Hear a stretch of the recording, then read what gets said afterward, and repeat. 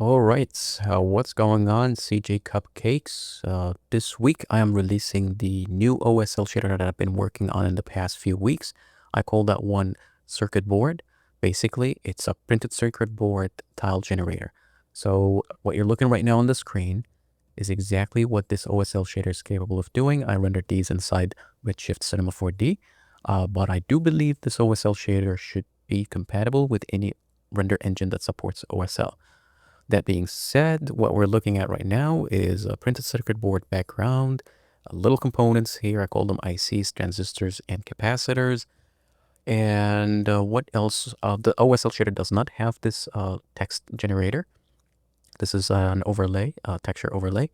But everything else here, from traces, pads, components, height, element, component, everything is in this OSL. So it's one node that will give you access to multiple controls.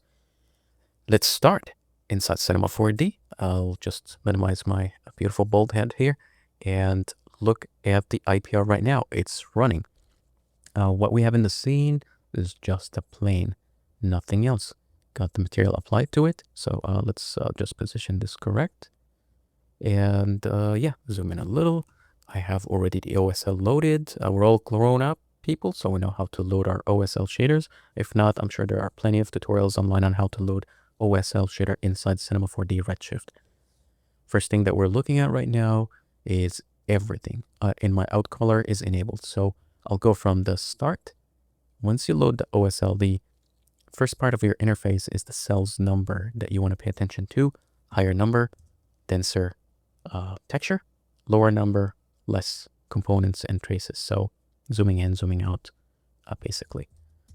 All right, we'll stick to 2020 right now. I always like to include U and V offsets because I usually animate my textures most of the time.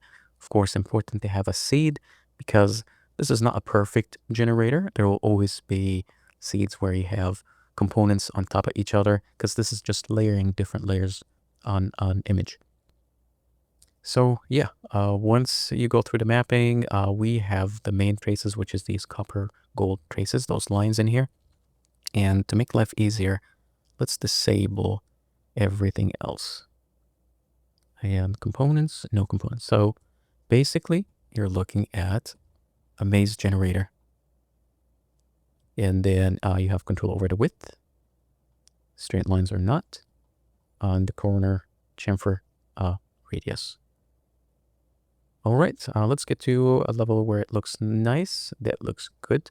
Secondary traces is identical to the original one with the addition for grid multiplier, makes it smaller, just to add additional complexity to the texture, as well as the ability to control the opacity.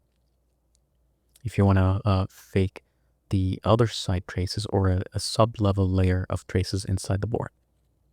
All right, following that, you have pads and vias. This is just those little circles in there, and some of them have holes that go through the board. Of course, you can fill the whole thing or just make it limited. Leave some space for other components to show. Let's enable components and reduce the density. So let's just go low number in here. Let's reduce the gap size. So this is like the silk screen printed gap around. And you see that when it walks outside the cell boundaries, it hides. I'll work on fixing this in a next iteration, but I really couldn't wait to share this with you today, guys. Next, we have the capacitor density. This is just another component. And again, as I mentioned, they take the same spot in the cell. So different seed should be able to fix those issues. All right. And then you have some little fine controls, but I found that I needed them when I'm doing close-ups on the material.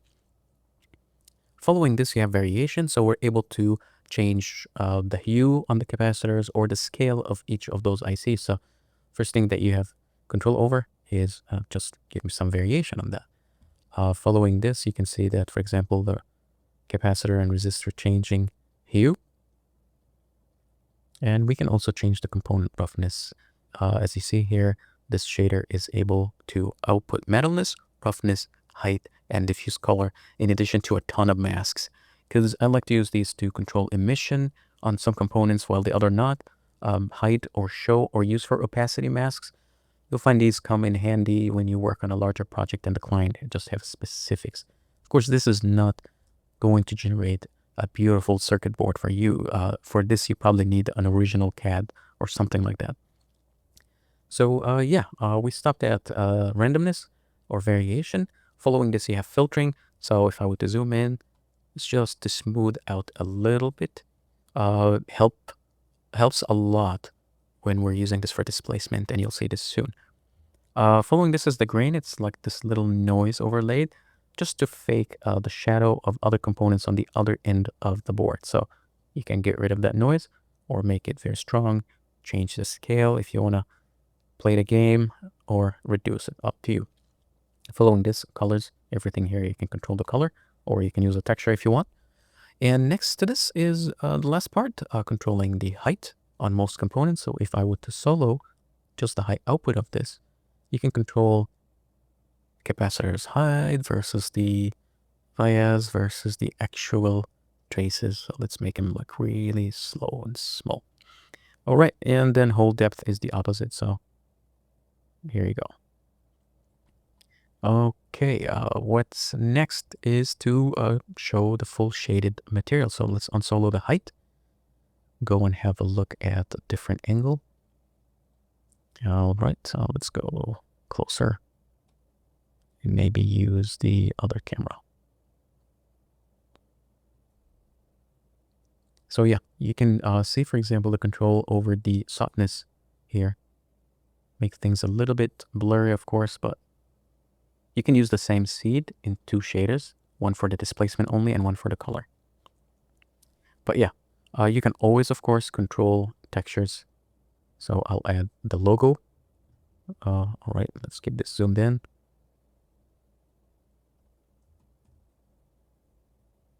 Okay, and you can also layer an additional texture. So I made a couple of printed silk screen textures, and what we can do is add a layer,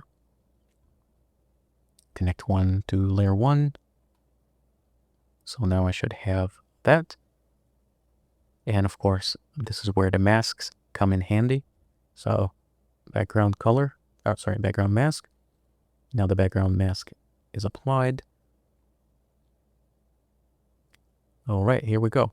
Well, if you're into black plastic on your circuit board, you're done. But we can just simply change this to add. And here you go. Of course, you can just make your board whatever color you prefer.